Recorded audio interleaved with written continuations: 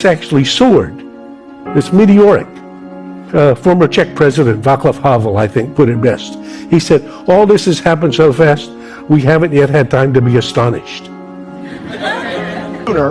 Was President Biden done talking last night about China, China, China, and how we have to catch up to China when suddenly China was announcing that it will be doing this. That's called the Tianhe. This is a huge step forward for China's space exploration program.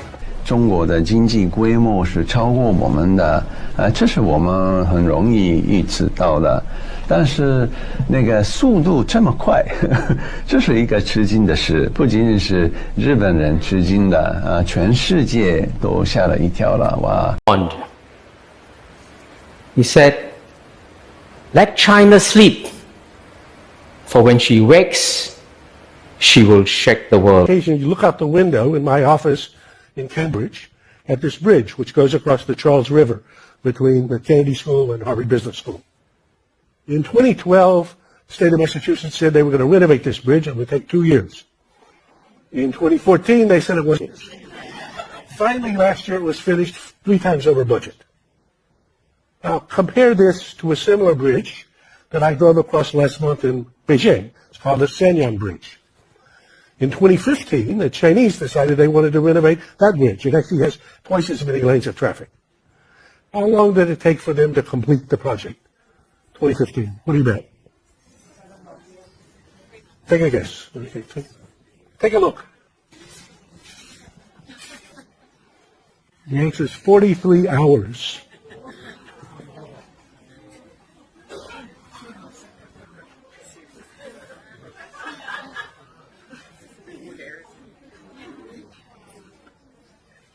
Now, of course, that couldn't happen in New York. There are people, something very young. It's called the 100 Years of Shame. Now, you'll never hear your so-called scholars talk about this. Understand, Uncle D's the first one putting you on game. The Chinese people teach their children, their young people, something called the 100 Years of Shame. The 100 Years of Shame is the period in which they say, right, and they teach, and they believe this to their core, that China should be ashamed of itself, because in this 100 years, China worked to the benefit of other groups and against the benefit of the Chinese. And they teach their children that this should never, ever, ever, ever happen again. That at no point ever should China accept the ways of other people over their own. That no way should the Chinese people ever allow their nation to work better for other people, all while doing harm to their own citizens. This is why China has risen in the last 70 years the way it's risen. Peacefully, intact, culturally as solid as a nation has ever been in the history of the world.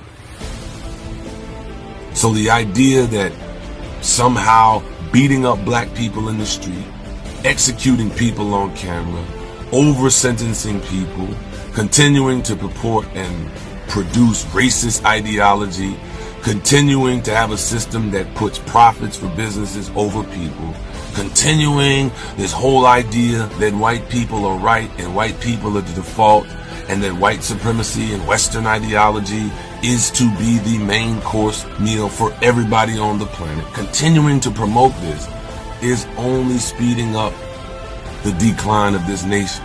So I'm trying to figure out what your motive is.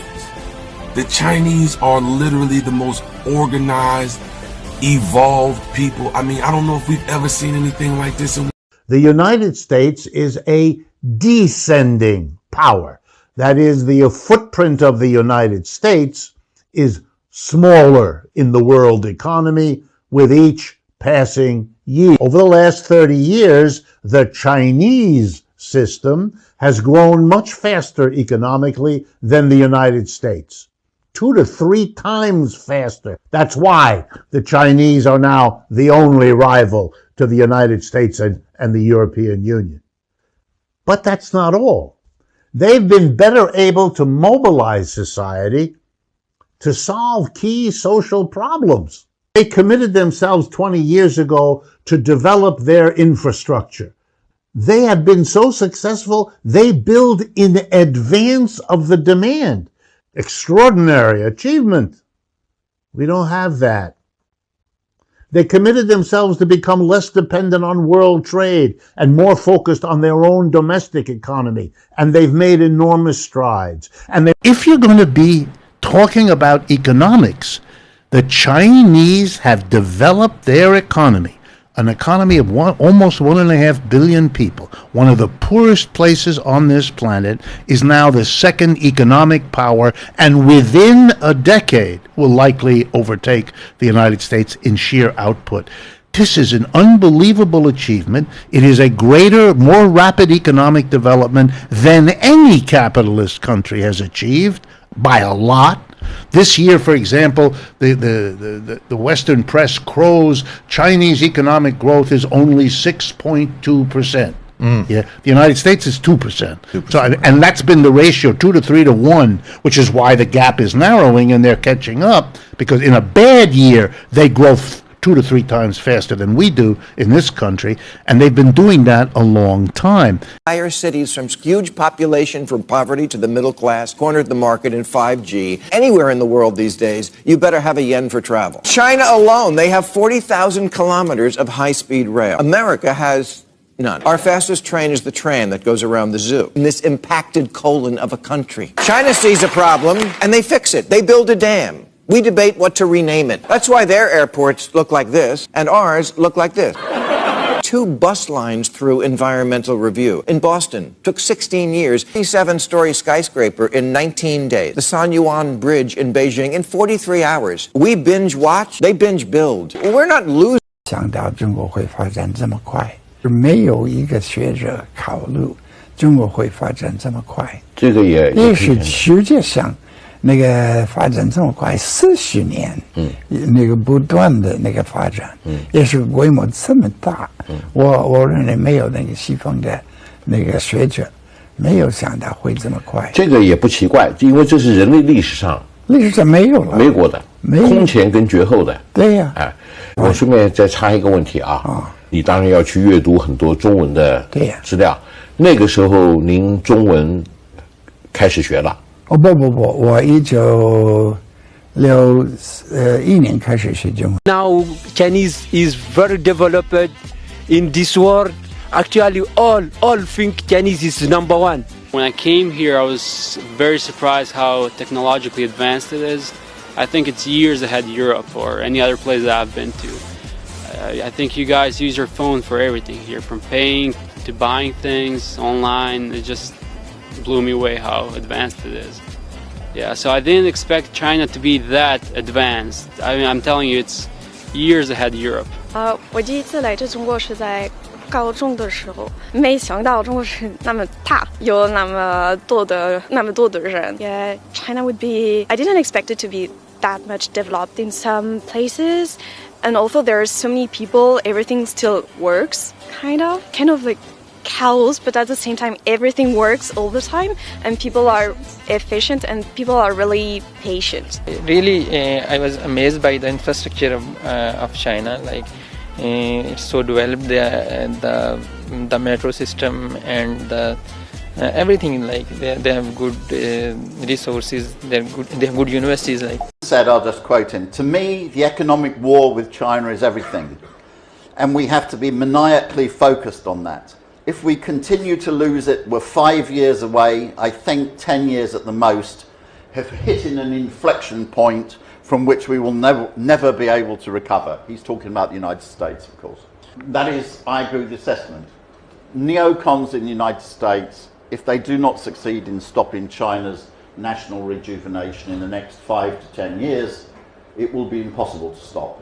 This will be very bad for US neocons and it'll be very good for China and humanity. I used a phrase which some people like in China, which is that China cannot be murdered, so it has to be persuaded to commit suicide. I mean by this something very precise. No force outside China anymore is powerful enough to stop China's rise and national rejuvenation. But there are people outside China who wish to disorientate China internally and make China commit suicide. Now you might think that's crazy. How can you persuade a country to commit suicide? but I have lived through it. The Soviet Union was never defeated from the outside. The Soviet Union was persuaded to commit suicide. If I took you into O'Hare Airport blindfold in the middle of the night and took you into one of China's airports blindfold in the middle of the night and said, where are you, China or the United States? You'd probably think the Chinese airport was ours. It is so modern, so different. 刚来的时候很复杂的，那时候有人民币也有外汇券的那个，那时候我觉得在这边生活很不方便不舒服，但是现在比美国好多了。比如说那个交税，以前那个很麻烦，现在就是用手机，比美国简单多了。还有办那个驾驶证，现在非常专业的，对，到那边很专业的，你哪个号码，然后就去做完了，很便捷。对，还有那个出入境。以前我第一次来厦门，88年坐船，香港18个小时坐船过来，4个小时过关。哇！现在那个出入境有那个通那个电子，就电子通行就可以过了。对，美国也有，但是美国我夫人我们申请了，我们要到旧金山的机场，只有几个机场可以到那边要采访你，花了1年多才能安排的那个时间，到那边过夜申请200多申请。1年多500美元，在厦门是外国人办的，15分钟免费，很多方面这边越来越好，越来越方便。